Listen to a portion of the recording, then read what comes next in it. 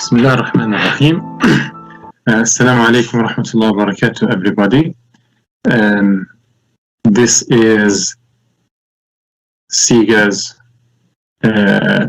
Ramadan webinar series. Today is day number 9 of Ramadan, and for the record, it's the 2nd of May. Today we will be with you with Dr. Mutaz Al-khatib, my apologies.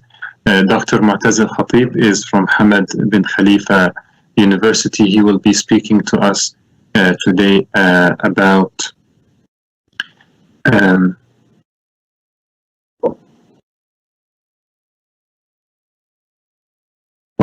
Dr. Mutaz is going to be speaking to us about Islamic ethics and pandemics. I would like to welcome all of our audience to this Ramadan webinar series, and I'd like to welcome Dr. Mutaz Al-khatib. Speaking with you, Dr. Abdurrahman Migdad. I am research fellow at CIGA and assistant professor of Islamic economics at Istanbul Sabah ad-Din Zaim University. I'd like to introduce Dr. Al-khatib. Dr. Al-khatib is currently an assistant professor of methodology and ethics at Hamad bin Khalifa University in Qatar. He studied Islamic studies in Damascus and Arabic literature at Al-Azhar University. Al-khatib was a founding member of the International Forum for Innovation 1999. He was previously editor-in-chief of the Islamic and Contemporary Affairs page on Islam Online. Al-khatib was a visiting scholar at various places. He was a visiting fellow at ZMO in Berlin and also a visiting lecturer at both the Islamic University of Beirut and Qatar University. He lectured at various reputable academic institutions, including Berkeley and Princeton University. Al-khatib has authored and edited several books and over 20 academic articles. For today, we will be listening to Dr. Mutaz Al-khatib speaking to us for about 50 minutes. After the 50 minutes, we'll take your questions, and I will read out your questions to Dr. Mutaz. We'll take a few rounds of questions for the remainder of our lecture, inshallah. So if you have a question, use the question and answer button that you see on your screen. Dr. Mutaz, welcome on behalf of CIGA, Center for Islam and International Affairs. You have about 90 minutes, inshallah, and then we'll open it up for question and answer. Please. Thank you very much, Dr.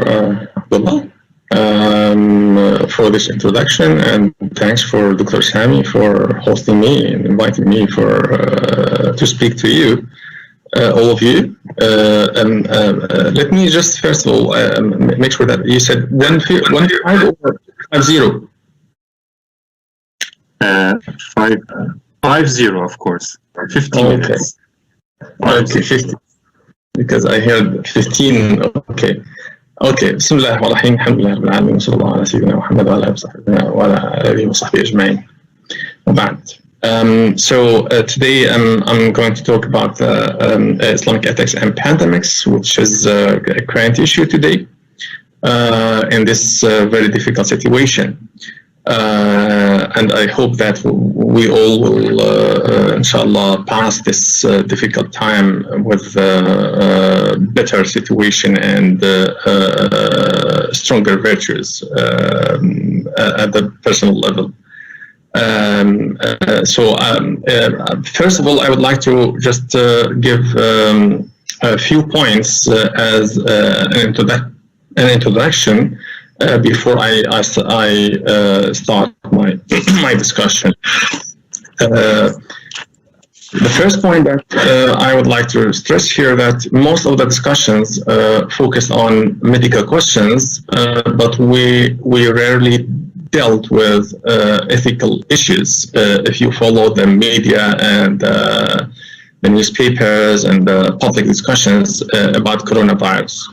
So this is why I decided to focus, to dedicate my efforts and to address the ethical dimensions of what's happening and what's happening these days, whether in my articles, weekly articles, and in my discussions and lectures.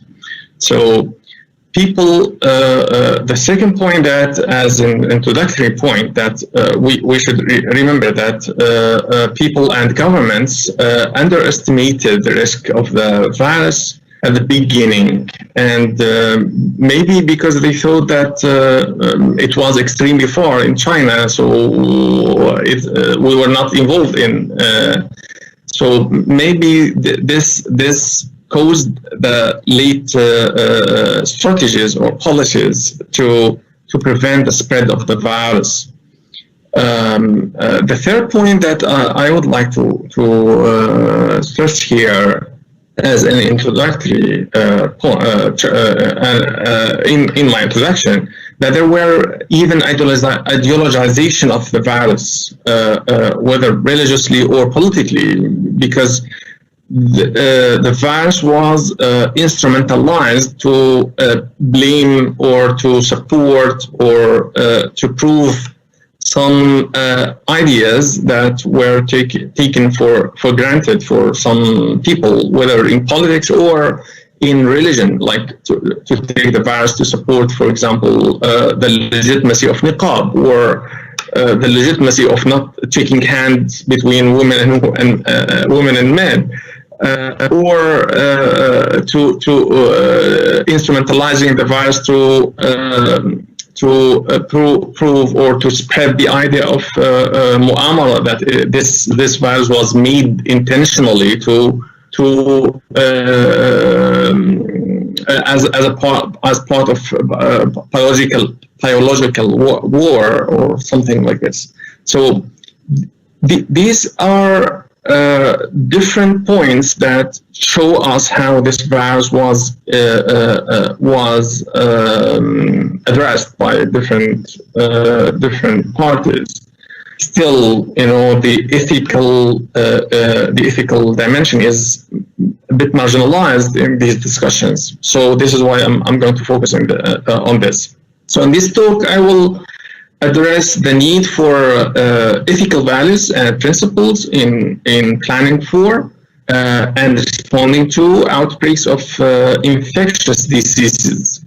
I'm going to answer three questions here in my talk. The first question is, why do we need ethics? And the second one is, how can we approach pandemics ethically? And the third question is, what are the key moral principles and values that govern pandemics policies? So let's start with the first question. Why do we need ethics? Usually and simply, I usually define ethics as a field that helps us to answer three key questions. What should I do? How should I live? And to define the sources that help me to answer the first two questions. So to define or to decide what should I do, I need source or sources maybe, and to decide even how should I live the lifestyle that it deserves to be lived. Even I need sources to decide what type of life that it should be lived. So simply, ethics helps us to understand or to answer these three questions: the actions, virtues, and the sources. The sources that help us to answer or address the first two questions. This is, we usually call that the third question, we usually call it meta-ethics. So when you zoom out of the questions or the specific cases and think of the system and the sources that help you to understand or to answer the specific and applied questions. Now, so ethics helps us to set our priorities and then set the right courses or the right course of action in response. Even what behavioral and institutional change requires ethical justification. So we always need to justify, to provide justifications to convince people to change their behaviors, or to justify or prove what we consider as right or wrong, or what we consider as evil or good. So this is because the principal goals of public health must be balanced with other important values, as we will see later. So finally, why we need ethics to succeed in transforming these days of tension and uncertainty to again be ones of happiness. So health is a condition for freedom now, as it's clear for everybody, because if there's no health, or if there's a fear of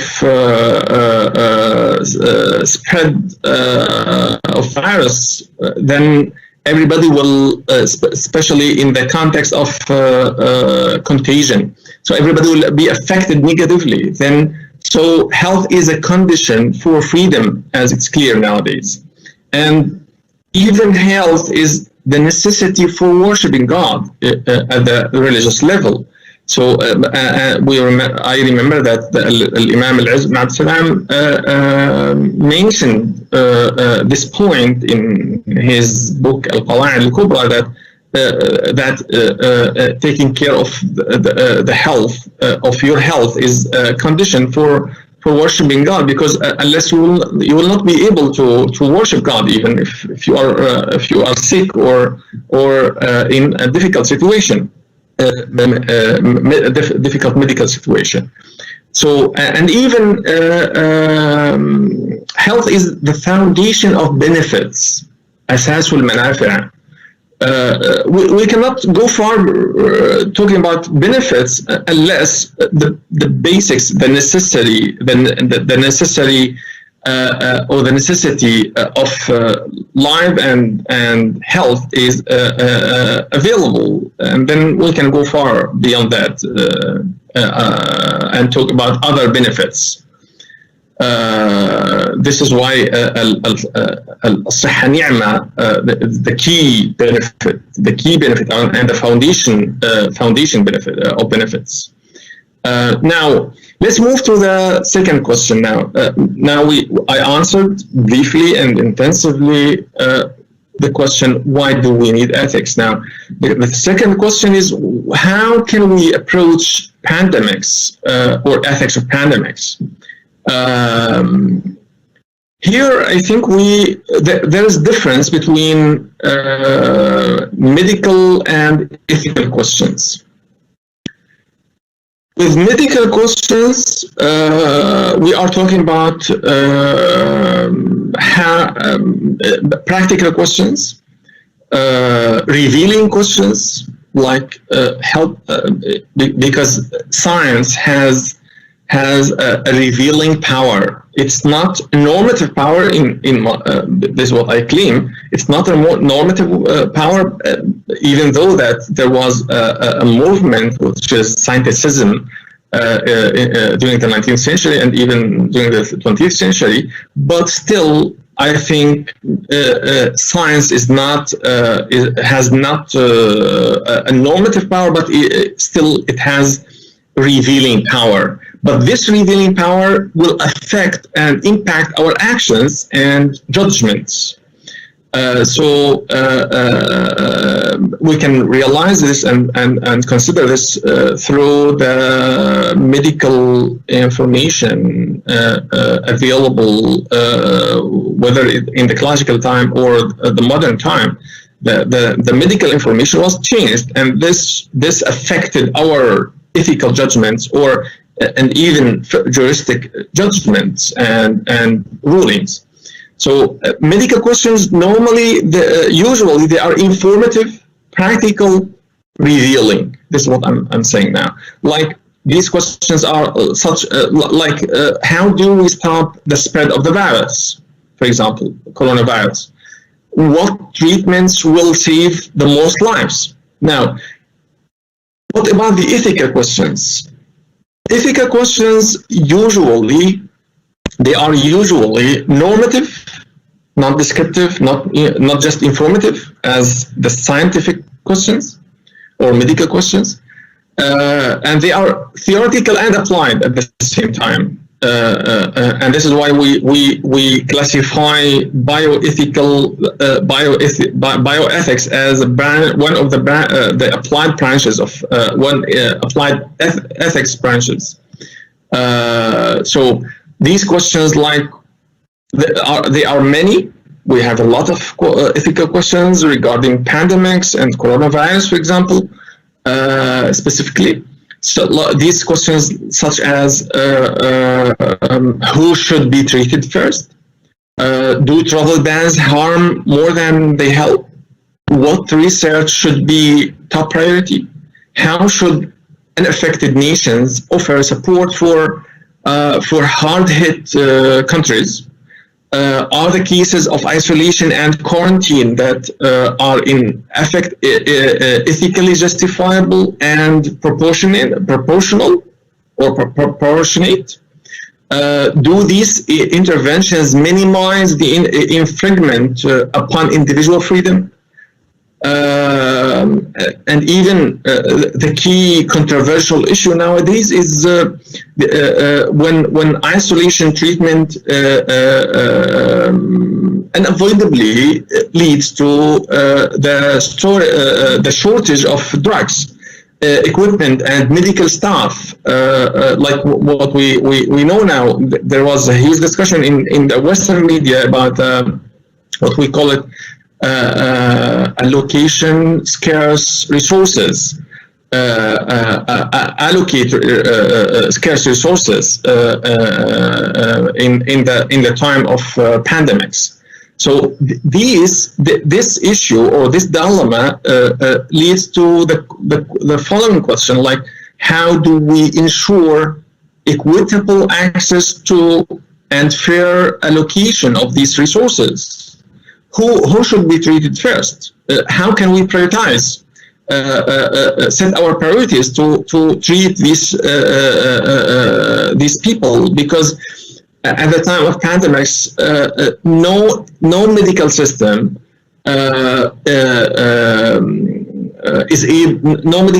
is able to treat a huge number of patients at the same time. Not because of because this is unusual, you know. So this is why medical doctors they have to and hospitals they have to take decisions and prioritize these people. What should they do in this case? So this is not a scientific question, but it's an ethical question, and this is an ethical dilemma. I will address this issue later and give some criteria and what are the values that govern this such case, for example. So these are just some ethical questions, and there are many other than this that show us the complexity of the situation and the place of ethics in our daily life, and whether at the practical level or applied level or theoretical level. So ethics of to answer the question, the second question that I mentioned, so ethics of pandemics can be approached from different angles. We have to keep in mind that these angles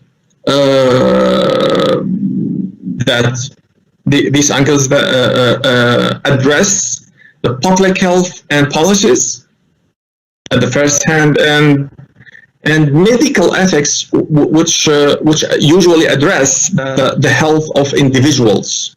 So because public health usually address the population health, and medical ethics addresses the individuals. And at the same time, when we talk about the values that govern the different angles that we can address ethics of pandemics, it covers also two types of ethics, named normative ethics and virtue ethics. With normative ethics, we usually deal with actions. So we evaluate actions itself. But with virtue ethics, we don't talk about actions, but we talk about virtues, the actor himself and the doer himself, not the action itself. So with normative ethics, we deal with actions. With virtue ethics, we deal with the doer and the actor himself. Now, these angles can be, I listed 4 angles that help us to address ethics of pandemics. The first angle is public health ethics. As I said, public health ethics is a way of looking at population health concerns and policies. And public health actions need usually to incorporate clear and systematic procedures founded upon ethical principles. And we need ethical justifications when we talk about public health ethics to make people believe their governments and put the health of others before their own convenience and movement. So how can we do this? How can we convince people, public people, to listen to our instructions as public health policymakers? We need to come and to provide them with justifications, convincing justifications, to let them take our instructions seriously and to be able to listen to our instructions, even to put it in action. Here, when we talk about public health ethics, we usually find two frameworks. The first framework usually focuses on the emphasis. They focus only on the individual level, the individual rights. How do we limit restricting individual rights? Limiting people's freedom of movement is generally an action that infringes upon what many see as a basic human right. So the interest of the first framework is the individual rights, and the individual rights should be prioritized over other rights. The second approach is usually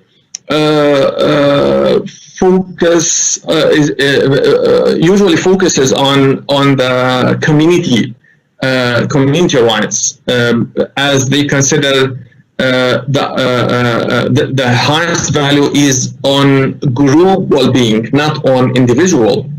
And in the context of pandemics, we will find this controversial, or this debate between the two frameworks.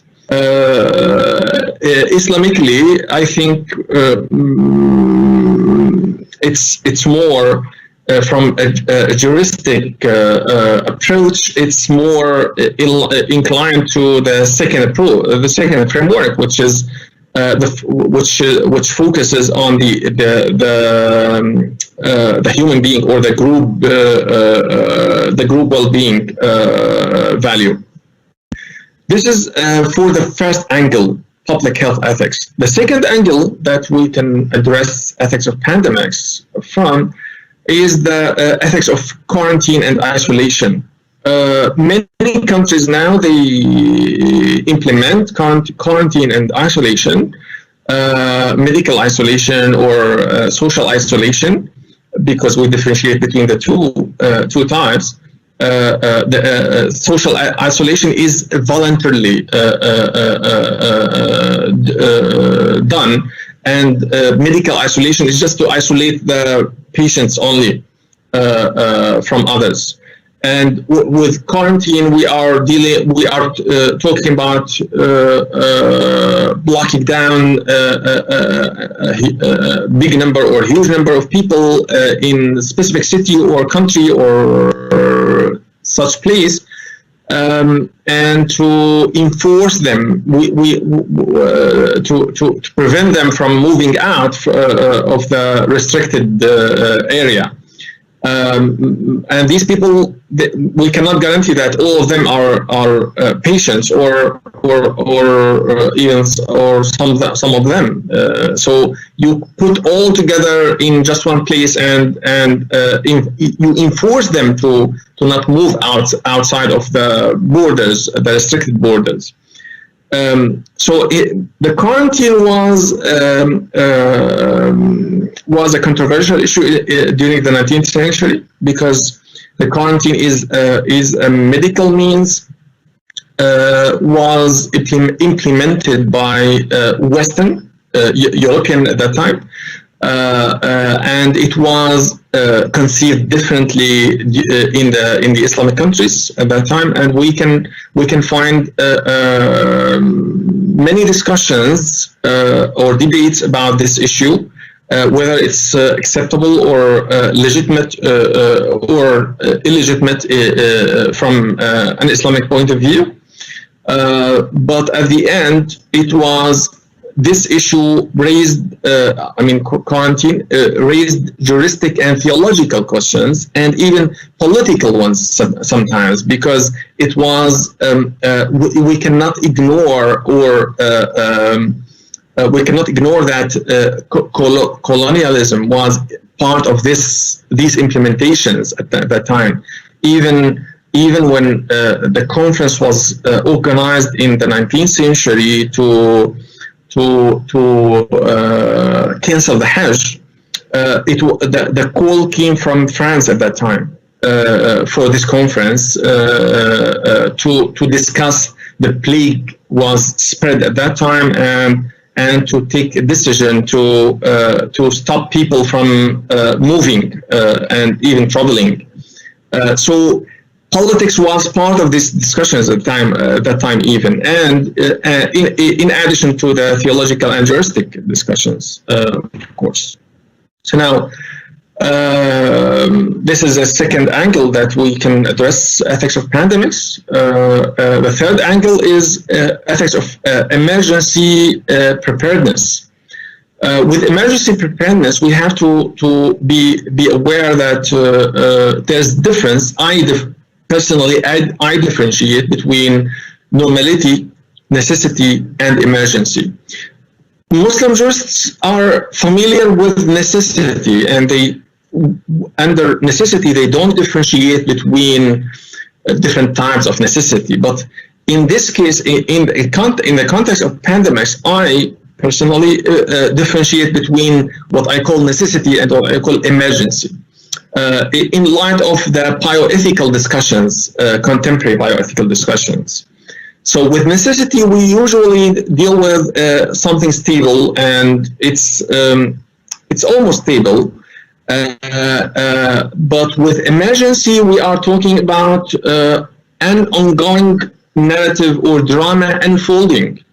And it's often surprising or over time. So our evaluating of the situation can be changed from day by day, like what's happening, for example, these days with coronavirus.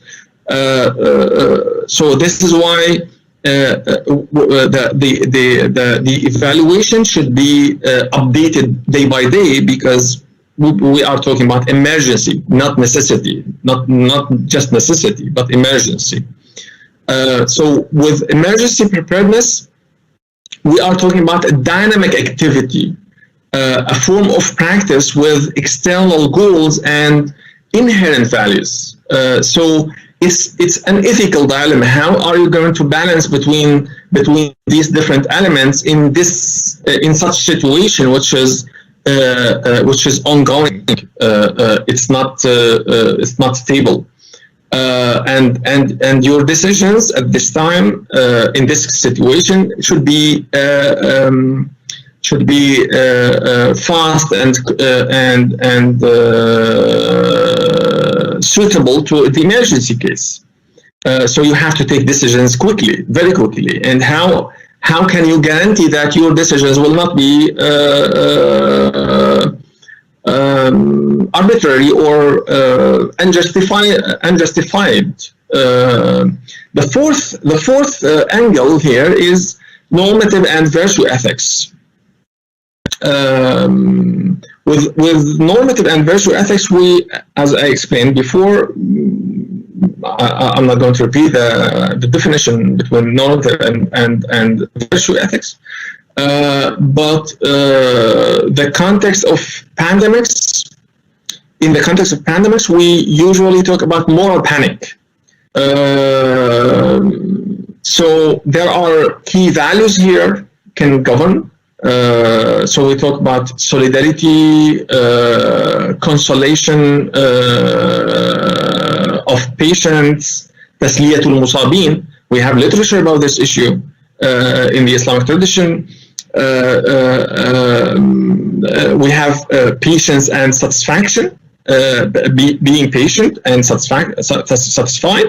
الرضا والصبر, being patient and satisfied even to what's happening psychologically and even theologically.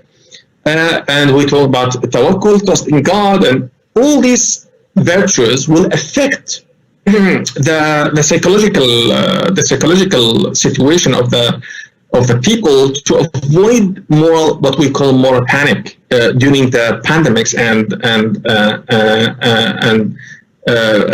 plagues or specifically or pandemics in general. So with normative ethics, we usually address questions related to actions in the context of pandemics, what are the proper actions should be made in the situation. As I mentioned before about the allocation scarce of resources, and even at the individual level, what should we do to prevent or stop the spread of the virus? How should we act? What are the necessity measures should be made here at the individual level? For example, not overbuying even to give a chance for others to find the products and their needs. Thinking of others at this time, very difficult time, because we know that there are many people, many individuals who live day by day. They are not able to and with this blocking down everything, these people will be affected negatively and intensively because of this very difficult situation. And the cognition of communal destiny, المصير المشترك. So how can we have to take care of ourselves and of others even at the same time, because any action we are talking about, whether we are talking about plague or pandemic or epidemics, so we are talking about a shared destiny, and any individual action will affect negatively others. So we cannot separate the individual from the collective aspects at this time. Now, let's move to the last question, and I think I still have 10 minutes. Okay, so what are the key moral principles and values that govern pandemics, our actions and policies during pandemics?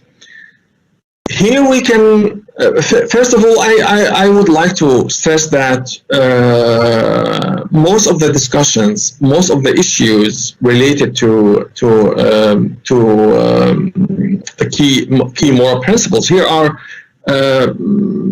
related to the individual's responsibility to abide by instructions, the authority's responsibility to protect public order, and the intersection between these two areas, the individual's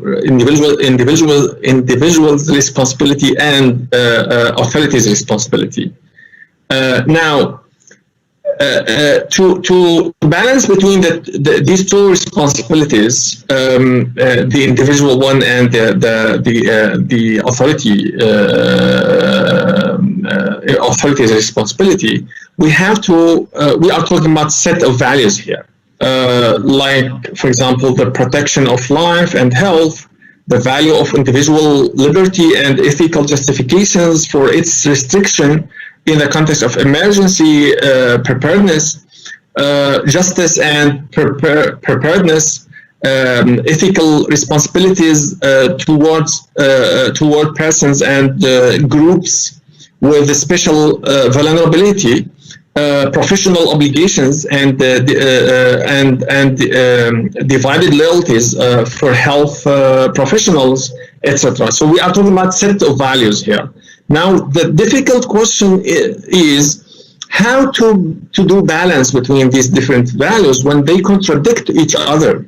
This is the very difficult question, and we cannot generalize, give general judgment or rulings, but this is why we need to go for specific cases or applied cases to judge accurately these cases and different circumstances. For example,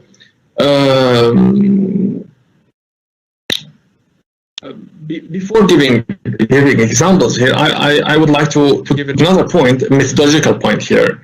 When we talk about governing moral principles, we usually talk about moral judgments that they require ethical reasoning and setting the criteria and balancing between different values and principles.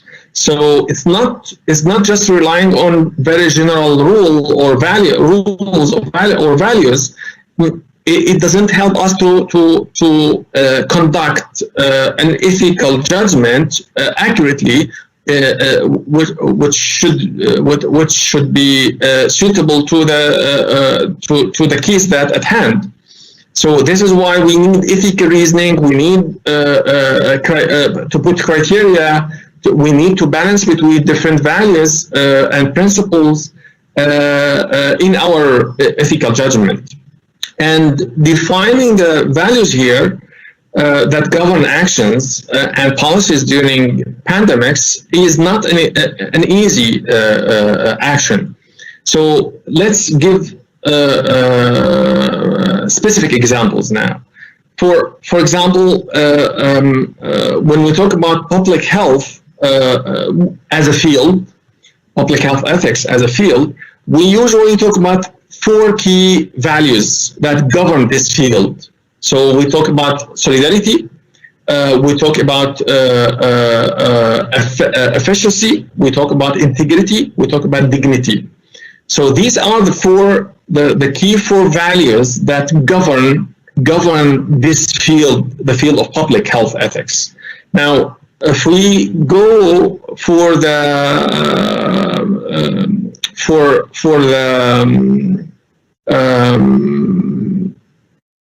the example that I mentioned before, like how can we set the priorities for who gets treatment or who gets a hospital bed.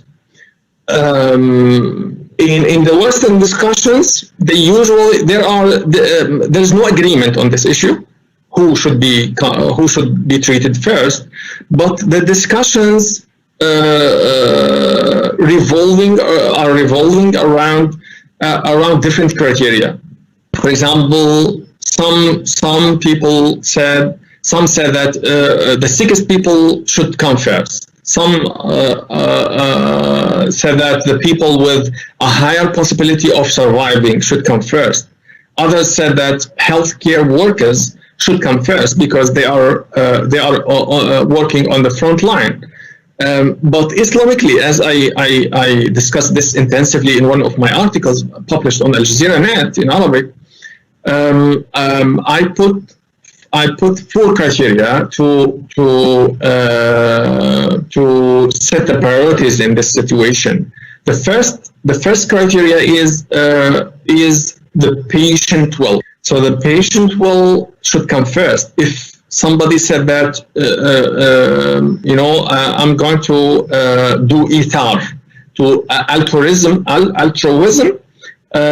So then we have to listen to his will.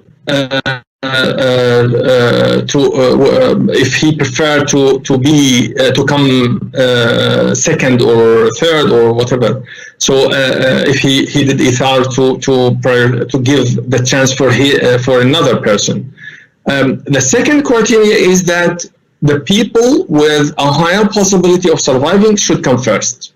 Why? Because the value that governs this judgment or this situation is saving lives. Now, if there's no higher possibility of surviving, then we are not saving the life of the patient that at hand, and at the same time we are taking the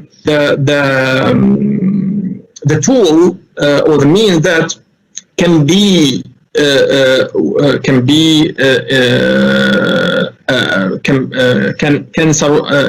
by this tool we can survive another life, because the tool itself has a value here. It's not just a neutral tool. It has a value. So we should not waste this value, or we should not waste this value just to do an action which is not useful, or there's no high possibility of surviving for this patient, for example. The third criteria in here is the sickest people who need emergency intervention. So we cannot move from one criteria to another unless all the patients are equal in the first criteria. Then we move forward to the second criteria and the third one, and so on. So, and the fourth criteria, when we have many patients and we have a limited number of hospital beds, and all the patients are equal with a higher possibility of surviving, and they are equal with the sickest, with their needs for emergency intervention. Then we move forward to the fourth criteria, which is healthcare workers, because they are working on the front line, and if we keep their lives, they will help us again to survive. To save other lives. This is what we call it maslaha muta'adda. It's not an individual benefit, but it's collective benefit, because these doctors will help us, or these health care workers will help us to solve will support us, especially if they got this disease because of their works, because of they were working to save lives, others' lives. Now, for isolation and quarantine, we have specific criteria to justify or unjustify, not justify these restrictions or these measures. So quarantine and isolation are justified, ethically justified, if it is effective in controlling the epidemics. And if it is proportional to the severity of the epidemic, or if it is necessary for controlling the epidemic, or if it's it is taken with minimal infringement of individual freedom and rights, and if there is a transparent to the public even. So the key value here that governs these criteria is la darar wa la dirar. When we talk about which is a very key value here, which as it was mentioned in the prophetic hadith, which says there should be neither harming or reciprocating harm. Do I have more time, or should I stop here? Yes, you can continue for another few minutes. Okay. So now the last point here, when we talk about justifying liberty limiting practice, how can we justify liberty limiting practice or movement? So there are there are 4 key principles that govern this issue. These values are, or these principles are, preventing harm, and please keep in mind that we are talking here with pandemics. We are talking about relational autonomy.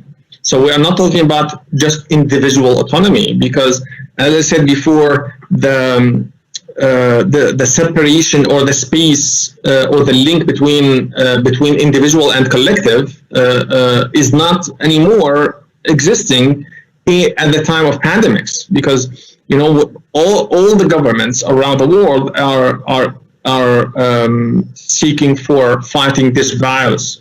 Then any individual action will affect the others. So there is no separation between individual and collective in this situation. So this is why we are talking about relational autonomy, not individual autonomy here.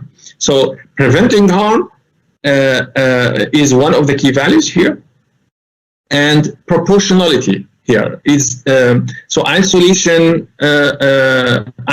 before quarantine comes before quarantine. Proportionality is a key value. So there should be balance between our measures or our policies or actions and the situation that is existing. So if there's no proportionality, then we are talking about, because some governments will take this as a golden chance to restrict or to control the individual freedom, and we have to be cautious with these actions and policies. The third key value here is reciprocity. If individuals sacrifice their liberties for the common good of the society, then the society has reciprocal obligations to provide those individuals with needs such as food, shelter, and psychological support, and to protect them from discrimination, damages, or penalties as a result of quarantine. So, for example, in Sudan or in some African countries, that the government cannot just lock down all the country and without providing these people, the poor people who are living day by day, without providing them support to live, or without giving them their needs. So unless there will be between to worse scenarios, whether they will die by not finding their food and their needs, daily needs, and necessary needs, or they will die from the virus, because of the virus. So this is an ethical situation that some countries put their citizens in. And this is why, for example, in some countries like Turkey or Syria, they try to minimize or control the movement, but they give space space for people to move or to do their work in a very limited situation, to avoid paying the financial price or the financial price of the full lockdown of the country. The fourth key value here is the transparency, to let citizens know how to protect themselves and to let medical and public health personnel know which effective and appropriate interventions should be taken in the situation. These are my answers to the three key questions that I mentioned in my introduction. So I hope that this is sufficient, or this addresses my questions.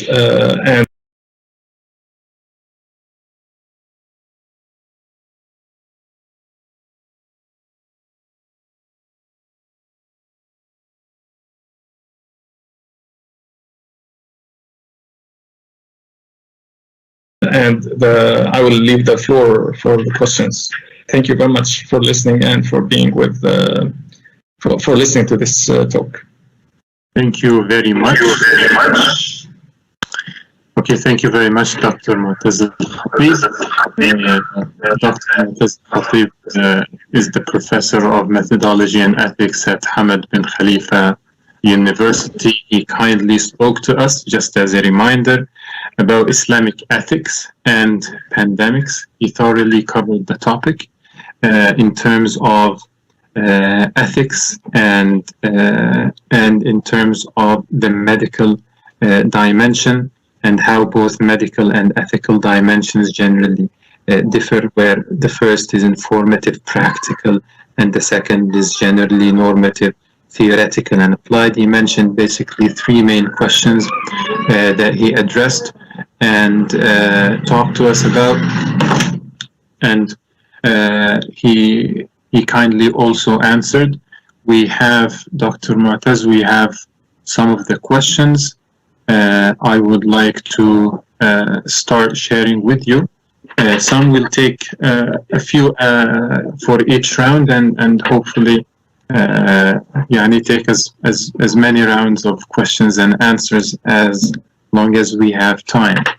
Let me start by asking this question: your thoughts on the dominantly secular nature of today's mainstream bioethics and mainstream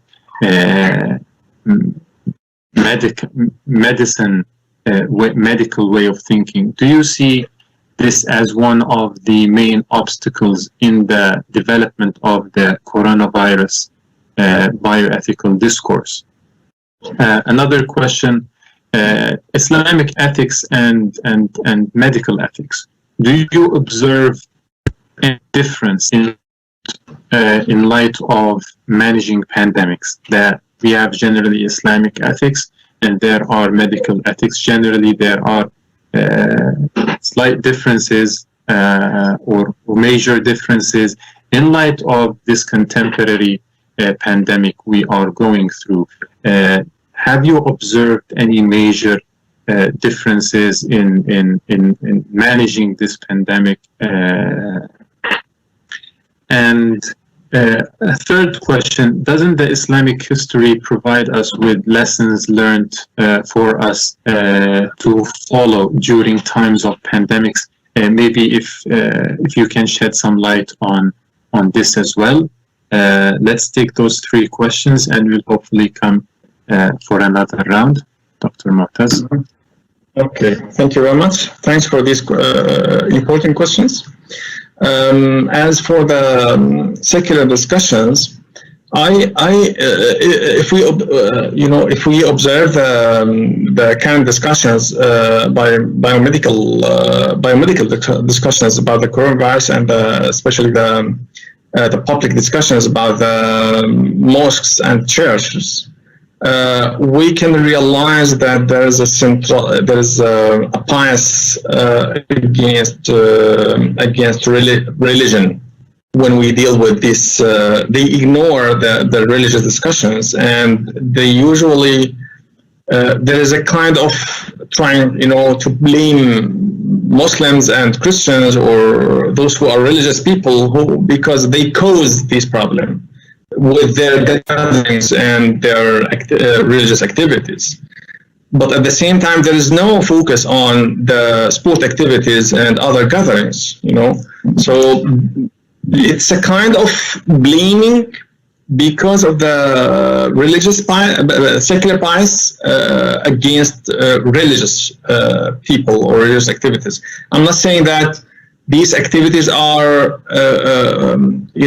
ethical or unethical, because I myself criticized some of these opinions that they insisted on keeping or remaining the mosques and churches open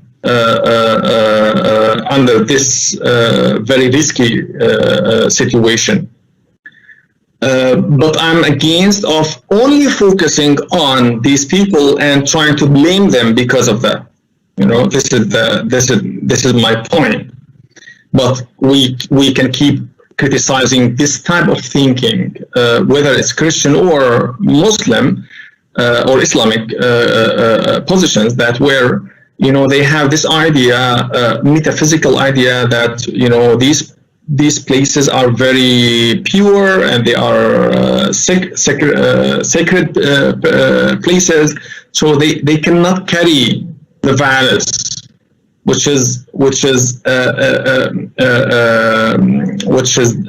doesn't respect the natural laws of God, the natural laws that made by God. Because we always keep the line or the link between what we call it al-irada al-takwiniyya wal-irada al-tashri'iyya, the legislative will, the divine legislative will, and the universal will. And these should come together, and we have to keep our actions in line with the natural laws, not out of the natural laws, because so our beliefs will not give us infallibility from being sick or from getting this virus, but because there are natural laws. So whether it's it's also in this situation, with gathering prayers or Friday prayers or these collective activities, religious rituals, will increase the chance to get this virus more than other gatherings. So, and in the Islamic jurisprudence, we have a lot of options. We have much flexibility dealing with these issues. As for the historical experience that we have, of course, in our history, in the Islamic history, we had a series of plagues and pandemics, a huge number, many.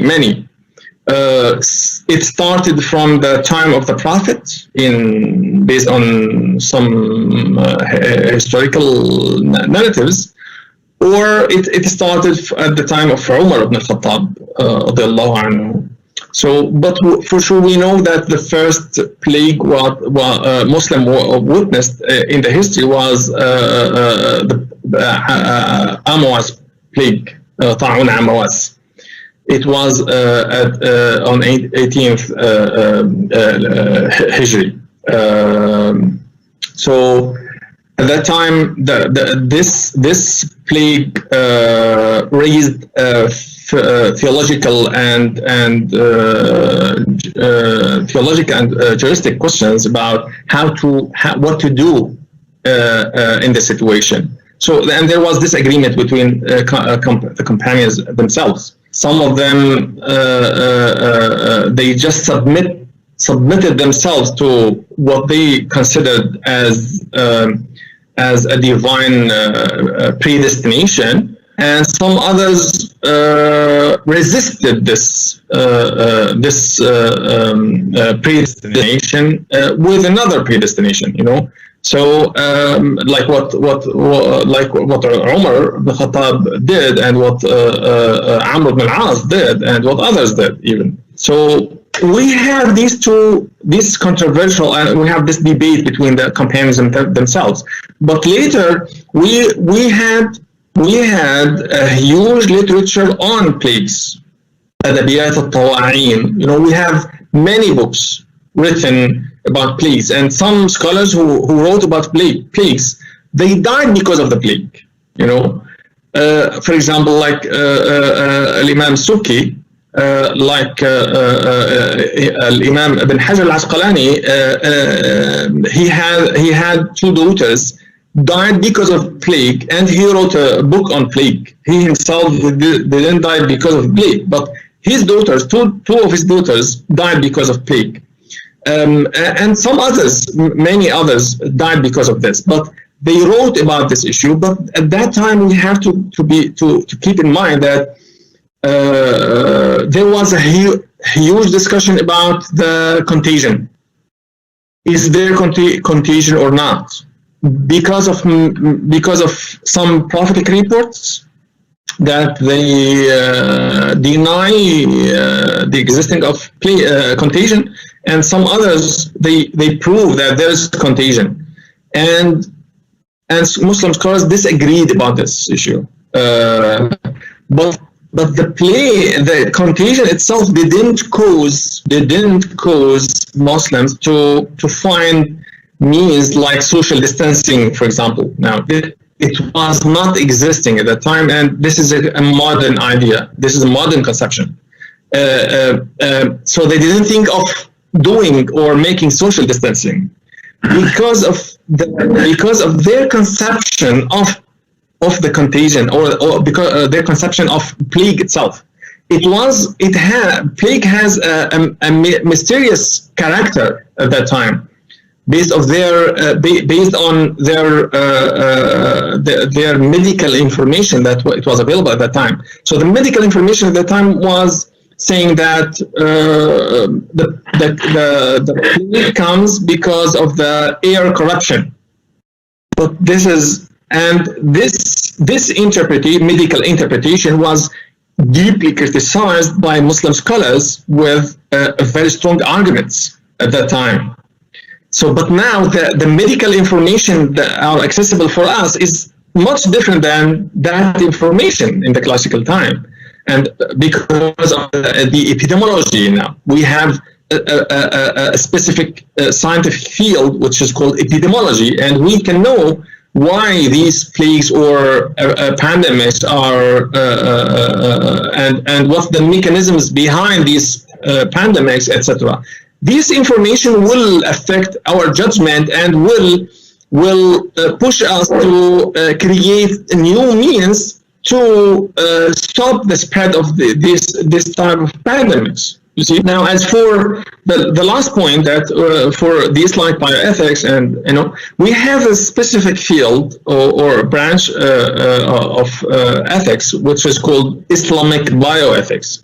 Now, what's the difference between bioethics, secular bioethics, and Islamic bioethics? With Islamic bioethics, Islamic bioethics is still a new field. It's not mature field yet. But there's literature on this direction, and it's going better and better by time. But the main difference here is the sources. If you remember that in my introduction, when I explained what ethics is, I said that how should they do, what should they do, how should they live, and the sources. Now, what characterize Islamic bioethics is the sources that we use. And Islamic bioethics, as the field of ethics in general, is an interdisciplinary field, which includes theology, Islamic theology, jurisprudence, fiqh, Islamic legal theory, usul al-fiqh, Sufism, and the genre of adab, what we call adab. There is a huge genre on adab in the Islamic tradition. So integrating all these fields involving all these fields in your judgment, ethical judgments, this is what we call it ethics as interdisciplinary field. And sometimes in our college, in our program on applied Islamic ethics, we do master on applied Islamic ethics, we differentiate between interdisciplinary and transdisciplinary. When we talk about interdisciplinary, we are talking about moving and transcending the borders between the different branches of Islamic knowledge. Theology, philosophy, Sufism, jurisprudence, Islamic legal theory, etc. And transdisciplinary, when we move out of the Islamic tradition, out of the Islamic knowledge, the branches of Islamic knowledge, to involve or to be involved in the global discussions, whether in moral philosophy, Western moral philosophy, and bioethic, secular bioethics, to be in line with them and to answer the question they're being raised in this situation, and to benefit even from them, not just to ignore and isolate ourselves, you know? Yeah. Okay, thank you. We have two questions. The first simple, the second a little bit compounded. You answered maybe the first half of the second question. I'm just going to read it all so it makes more sense. And then we also have another round, so let's save some time for the third round. First question, can we observe some differences in the performance of Muslim countries versus non-Muslim countries? Does or has Islamic ethics played a role? Second compounded question, how do Islamic ethics differ from general ethics that are not Islamically based? We've covered portions of that. For example, in the capitalist system, health has become a for-profit business, and where the pharmaceutical industry makes billions at the expense of people's health. We have seen these effects clearly in this pandemic. Does Islam have a theory or position on the issue of health? And this last portion of the question is important. We'd like to hear from you. How can we as a society advance research and development and progress in health, medicine, medical equipment, drugs, without this profit incentive, if possible, given that we look at this pharmaceutical industry making billions of dollars as maybe an unethical industry? What are your thoughts on that? Okay, so let's start from the last question. Do we have a theory on health, Islamic theory on health? I don't claim that we have, you know, but we should answer first. How do you conceive what we call Islamic here, you know? So Islam is not a scriptural,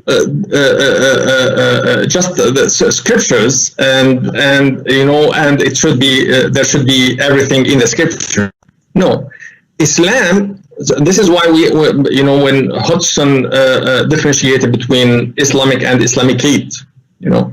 So what do we mean by Islamic here? if I'm not going to use his classification or his terms. So when I say Islamic, I mean the process of interpretation, which is ongoing process all the time. So it's our obligation to add or to improve knowledge in this direction. So it's not there in the text, but we have a very rich and a huge tradition that help us to build that theory. You see, based on the conception that I already explained before between interdisciplinary and transdisciplinary, and based on the concept of ethics that I proposed in my talk, etc. So it's our obligation nowadays,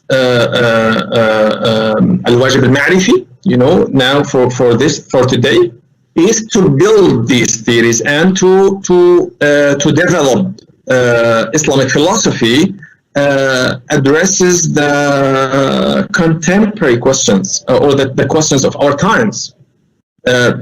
So we cannot blame the classical Muslim scholars. Why didn't they develop this? Because we can. It's our obligation to do this. They will not answer all the questions forever. It's our obligation to do this and to develop and to build on their knowledge. But at the same time, we have to be aware of our tradition, the richness of our tradition, and there are many literature that help us to develop this theory. But it's available and it's spread in different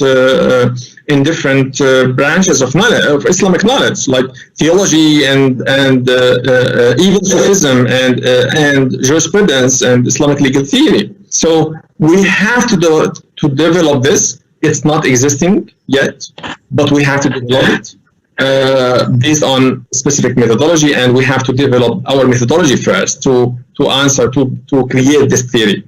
Now, the difference between ethics and Islamic ethics, I already gave some comments about this. The key issue is the sources that we use. One of the key issues, even that with Islamic ethics, we are seeking for the divine will, not just our options and our individual choices. So in Islamic ethics, we keep searching for what satisfies God. What is the divine will? So we define what's right and what's wrong based on the divine will, and the divine will is defined based on our process of interpretation, which is evidence-based interpretation. It should be evidence-based interpretation. It's not just what I think it's the divine will.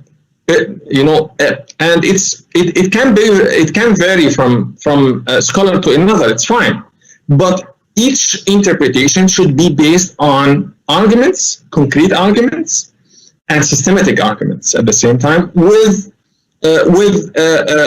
clear sources, Islamic sources, that with scripture, with even we have two types of sources: the scriptural sources and non-scriptural sources or non-textual sources. Even in the Islamic jurisprudence. So this is not a novel issue that we didn't face in the history, but it's been always there. This is, I think, this is my comments. Yeah. Okay. There is this interesting question that says, how do these measures and principles apply when the patient is a refugee or a non-citizen? Don't saving lives take another dimension when it is situated at the intersection of state exclusionary laws, when some lives matter more than other lives according to the modern state structure? how do we think of Islamic principles then? This is one question. Another person asks that you didn't mention how to balance these values when they contradict or collide during such situations. I believe it is in reference to situations of life and death, whose life to choose and whose not to choose. I'm going to take one more question for this round, and we'll see how time works out. Can herd immunity be considered an acceptable ethically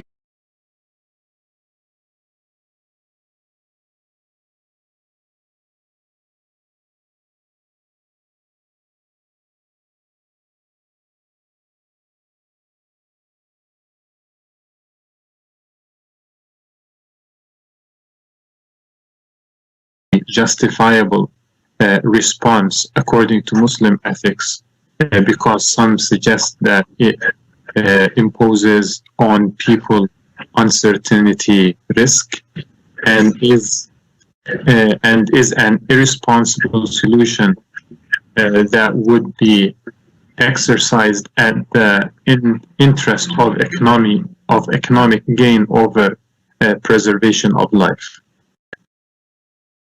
Sorry, I didn't get the last point, the last question. Okay, basically it's asking about the herd immunity. Wouldn't that be considered, the question is, can that be considered acceptable, ethically and justifiable, and a justifiable response according to Muslim ethics, given it prioritizes economy over individual or human life, right? So is it not considered an ethical response, and what is the Islamic position on that? Okay, so basically questions are stated as is. Maybe we try our best to make the sense out of them. There's two more questions. Let me just read them out. Maybe you can also combine. When a human right of free choice to wear or not a protection mask clashes the public requirement to follow the rules, which ethical values can help to solve the contradiction. Last question. Did I get it right? The person asks, ethics is the right way. Ethics is the right way to doing something. Isn't ethics the broader search to right way? I wonder, is ethics only fiqh? Isn't it akhlaq also in Islamic terms? I think we can take those final questions. Inshallah, listen to Dr. Mutaz. Okay, so these are very interesting questions. As for the first question, the key value here is that all human lives are equal. So we cannot prioritize one life over the other based on the ethnicity or the citizenship or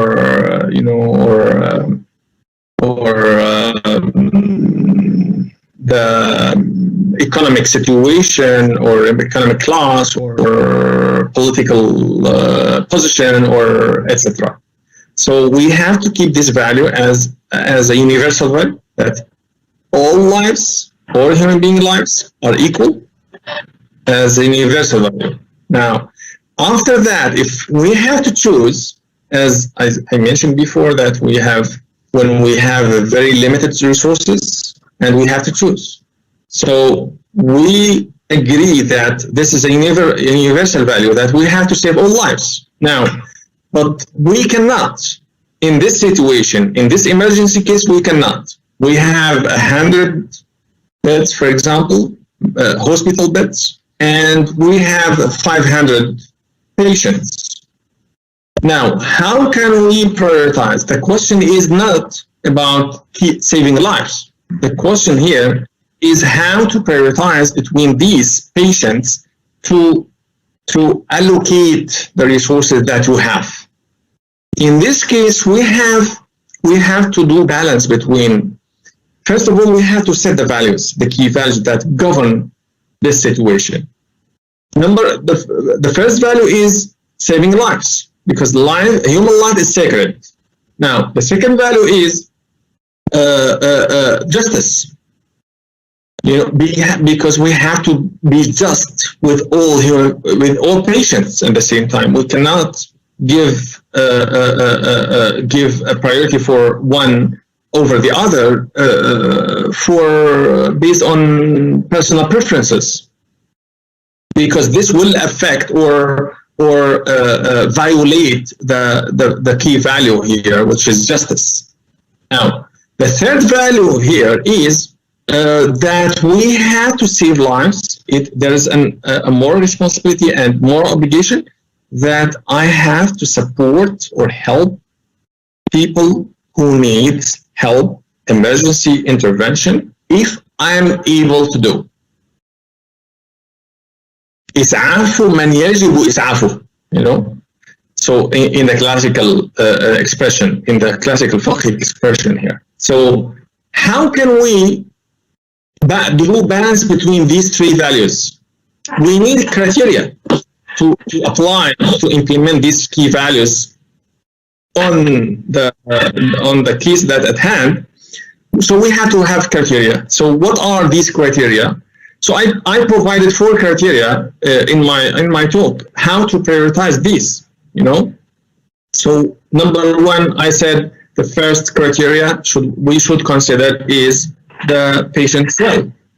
If he chooses to be not prioritized, to give others the chance for saving their lives, then we have to listen to his will. Now, some people will say, no, he has no right to do this. I will say that, okay, there's another value here in this case, because there's ithar, and ithar, doing ithar, give the preferences to others, is one of the Islamic values. And this is why, for example, Imam al-Juwayni said that this is هذا فعل الصالحين. This is the action that was made by the righteous people or the good people.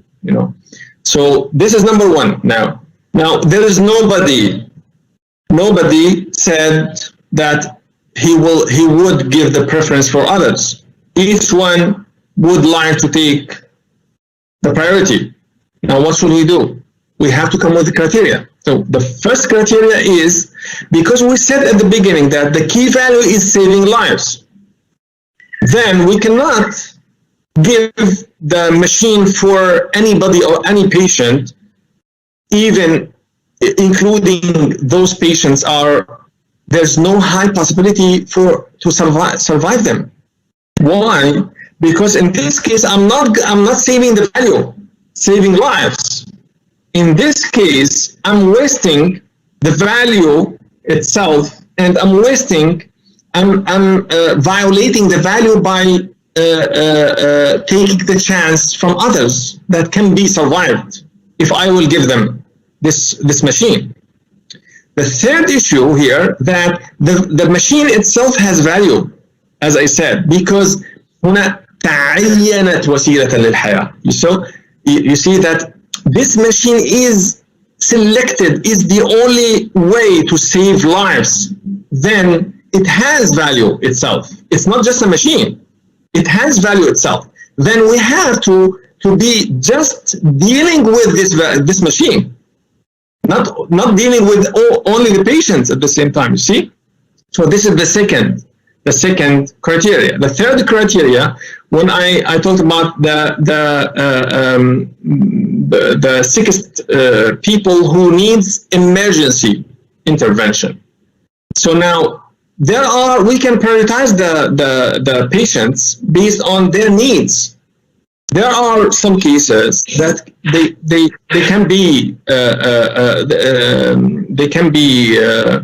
they have time to, they know they don't need extremely emergency intervention. Then in this case, we will give the priority for those who need emergency intervention. This is the third criteria, and then we move for another criteria, and then for other criteria, as we have as all the patients has equal position. Why? Because at the end we have to do this balance, and we have to balance between these values. We have to put clear and measured criteria that to avoid any personal preferences or political intervention or any other advantages, to be just and to save all the key values that govern this situation. I hope that I explained this clearly. Now, the second point that in this case, I already answered the second question, even about the balancing between values, the first and the second question. I still I didn't get the point. I didn't understand the question about the immunity, but okay, I will move for the last one, the last question. What's the difference between ethics and jurisprudence, fiqh? I already wrote 4 articles in the Journal of Islamic Ethics and in other journals about the difference between fiqh and akhlaq. So now we have to be aware with. We have to be cautious dealing with the word akhlaq in Arabic and in the Islamic literature, because akhlaq as a word, it has different definitions in the classical time. So, but usually it refers to a descriptive field, which is to explain the self powers based on the Greek tradition, and that the self has 3 powers, and these powers will cause the actions. So ethics, akhlaq, in the classical time was a descriptive field to explain to us how our actions exist, and this is why akhlaq comes from khuluq and khalq. There's a link between create and the state of the soul. The state of the soul. So, but when we talk about ethics now, or akhlaq in Arabic, in the contemporary time, we are talking about different discipline. Different discipline. We are talking about the discipline that, as I said, it's interdisciplinary field. It's an interdisciplinary field. When we say it's an interdisciplinary field, it means that it integrates the fields that I mentioned already: Sufism, fiqh, usul al-fiqh, adab, etc. So theology. And it answers the 3 key questions that I already mentioned in my talk. What should I do? The actions. And how should I live? The lifestyle, the virtues that I have to seek for and to implement in my situation, and the sources. So when we are talking about we are talking about three branches of ethics. Meta ethics. But when we answer the key questions, the major questions that addresses the metaphysical and the sources, the metaphysical dimensions and the sources. And we are talking about virtue ethics. So Muslim jurists don't speak about virtues. They usually talk about rulings, only evaluating the actions. And the third branch of ethics here is normative ethics, what we call it normative ethics. So with normative ethics, we are in line with the fiqh discussions. But akhlaq, ethics, is wider than fiqh. Fiqh is one of the components of ethics in our modern conception of ethics. They are not equal. They are not